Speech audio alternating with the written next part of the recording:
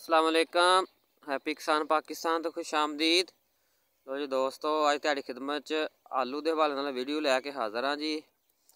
अज मैं अपने दोस्तों नाल काड़ा सब्जी मंडी के ताज़ा रेट शेयर करांगा और आलू के बारे दो चार गल्लां शेयर करांगा। और अज मैं गल करांगा जी पैदावार जिहड़ी है वो किस तरह आ रही है, जिहड़ी हुण तक कच्ची पटाई हुई है और बिल्कुल तैयारी है जी पक्की पटाई की भी होना करीब।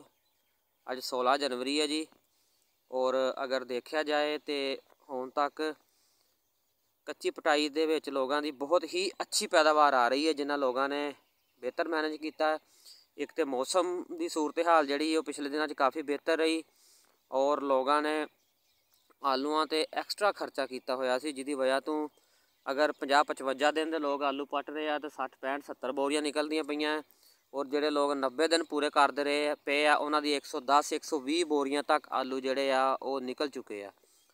पैदावार जी है वो बहुत ज़बरदस्त होने की वजह तो और आलूआं की काश्त ज़्यादा होने की वजह तो आलू के जोड़े रेट ने फिलहाल जोड़े आ वो हालात के हिसाब नाल नॉर्मल ने, यानी कि लोगों के तवक्कुआत तो रेट जोड़े उन्होंने कम मिलते पे आ।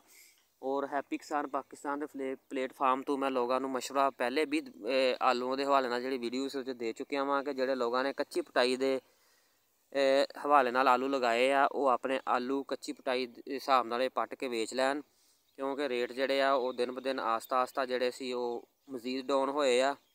हुण तकरीबन 15 दिन तो तकरीबन जोड़ा आलू का रेट है ना वो टिकया होया है। उसकी एक वजह है कि लोगों ने कच्ची पटाई जी रोक दी है, बंद कर दी। बहुत सारे लोग जोड़े कच्ची पटाई नूं रोक के पक्की पटाई वाल चले गए। तो दोस्तों आलू जिस तरह मौसम चलता पाया है, अगर कोरे तो आने वाले दिनों बचत हो जाती है तो फिर आलू की इस साल जी है वो बंपर क्रॉप आने का इम्कान है जी।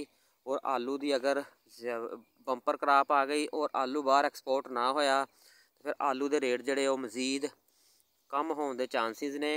बहरहाल अल्लाह ताला बेहतर करे जी, जोड़े लोगों ने आलू लगाया है अल्लाह ताला उन्होंने बेहतर रिज़्क दे। लो जी अज 16 जनवरी है और मैं अपने दोस्तों की खिदमत च उकाड़ा सब्जी मंडी के जोड़े रेट ने वो देंगा जी।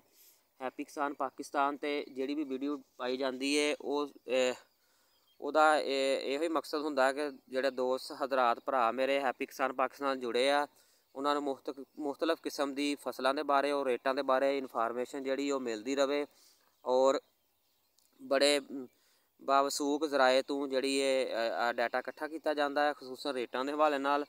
और अज 16 जनवरी उकाड़ा सब्जी मंडी के तकरीबन 32,000 बोरी जी आई है।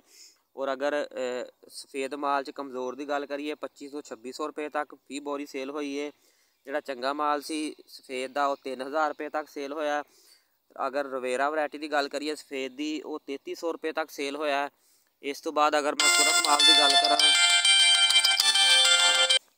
जोड़ा सुरख माल सी वो 3500 रुपये तक जोड़ा है वो सेल होया है।